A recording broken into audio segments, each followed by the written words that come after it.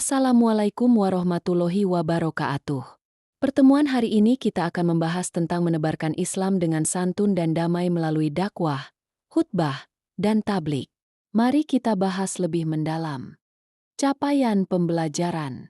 Peserta didik mampu memahami beberapa ayat Al-Quran dan hadis, beberapa cabang iman, keterkaitan antara iman, Islam, dan ihsan, manfaat menghindari penyakit sosial, adab bermasyarakat, ketentuan dakwah, muamalah, hukum keluarga, dan peran tokoh Islam di dunia serta organisasi Islam di Indonesia. Sedangkan tujuan pembelajarannya adalah diharapkan peserta didik dapat 1. Menjelaskan pengertian dakwah, khutbah, dan tablik menurut syariat Islam dengan benar. 2. Menganalisis ketentuan khutbah, tablik dan dakwah. 3. Menerapkan ketentuan khutbah, tablik dan dakwah. 4. Menyusun teks dakwah, khutbah, dan tablik dengan tema nilai-nilai Islam rahmat lil alamin. 5. Membangun sikap menebarkan Islam rahmat lil alamin. 6. Mampu mensimulasikan penyampaian dakwah, khutbah atau tablik sederhana dengan intonasi, ekspresi, dan bahasa tubuh yang baik. 7. Mampu membuat infografis peta konsep tentang dakwah, khutbah, dan tablik.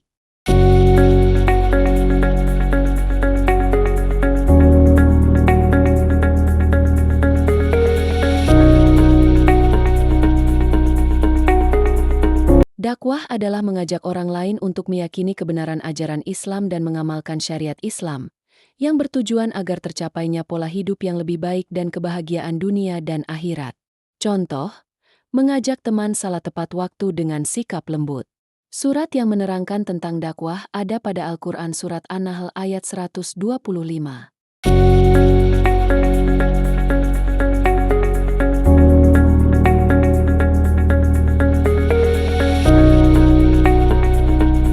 Bentuk-bentuk dakwah. 1. Dakwah bil lisan atau ucapan. 2. Dakwah bil kolam atau tulisan. 3. Dakwah bil hal atau perbuatan.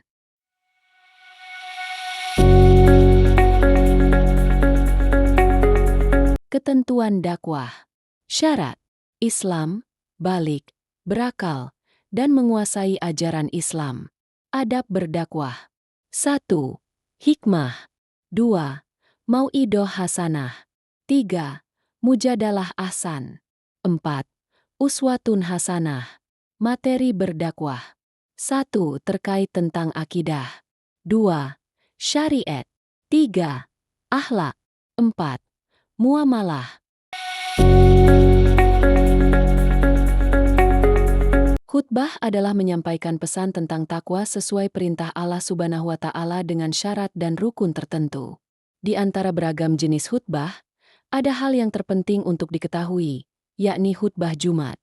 Dalil yang menerangkan tentang khutbah ada pada hadits yang diriwayatkan oleh Muslim.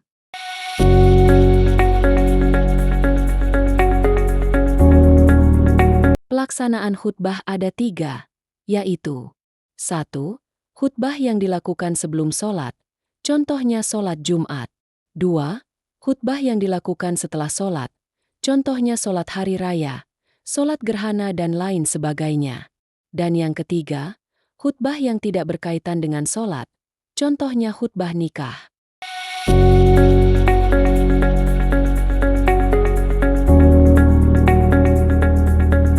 Syarat khotib adalah Islam, balik, berakal, dan mengetahui ilmu agama.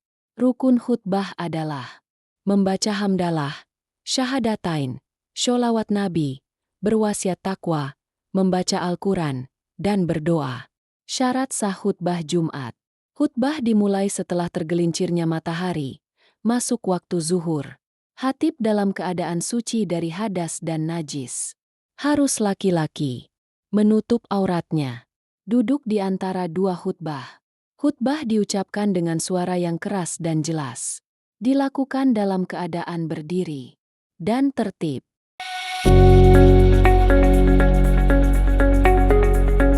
Tablik berarti menyampaikan ajaran Islam secara langsung, seperti yang dilakukan Nabi Muhammad.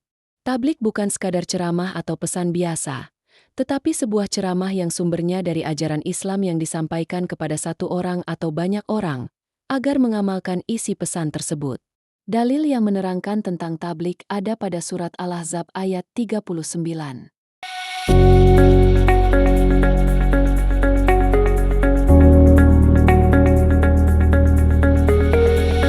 Syarat mubalik. Islam, balik, berakal, dan mendalami ajaran Islam. Ketentuan tablik. 1. Dilakukan dengan cara yang sopan. 2. Menggunakan bahasa yang mudah dimengerti. 3. Mengedepankan musyawarah dan berdiskusi. 4. Mempunyai rujukan yang jelas sumbernya.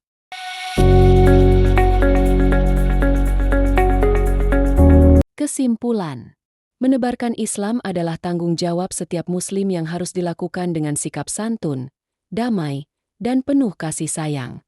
Islam dapat disampaikan melalui dakwah, khutbah, dan tablik, yang semuanya bertujuan mengajak manusia kepada kebaikan dan ajaran Allah dengan cara yang bijak dan tidak memaksa. Dakwah sendiri memiliki berbagai bentuk, seperti dakwah melalui lisan, tulisan, perbuatan, media digital, secara individu maupun kelompok. Semua bentuk dakwah ini harus disampaikan dengan penuh hikmah dan keteladanan akhlak, sebagaimana dicontohkan oleh Nabi Muhammad SAW, agar ajaran Islam dapat diterima dengan baik dan menjadi rahmat bagi seluruh alam.